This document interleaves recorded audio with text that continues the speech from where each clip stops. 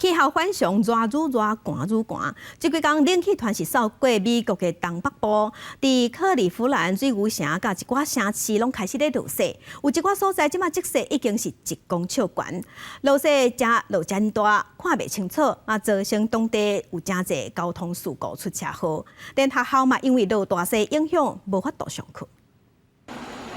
美国东北部强烈冷气团来袭，附近高大湖的纽约州伊利郡落大雪，民众赶紧吐掉路边的积雪，爱赛车上路的民众强要掠过。Oh, it was a little crazy. A foot of snow in the road for about 8 miles and slick when it was plowed. Yeah, it's going to get worse.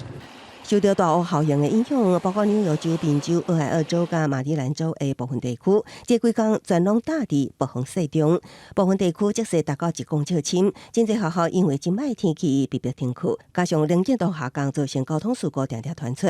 伫俄亥俄州的州际公路，都有达到23台车发生连环车祸。那住伫伊利郡的居民，虽然对落雪已经惯习啊，犹原爱做好万全的准备。 Make sure you got good snow tires on and wipers and snow, scrapers and good tires and clothes and stuff in the car in case there's an emergency.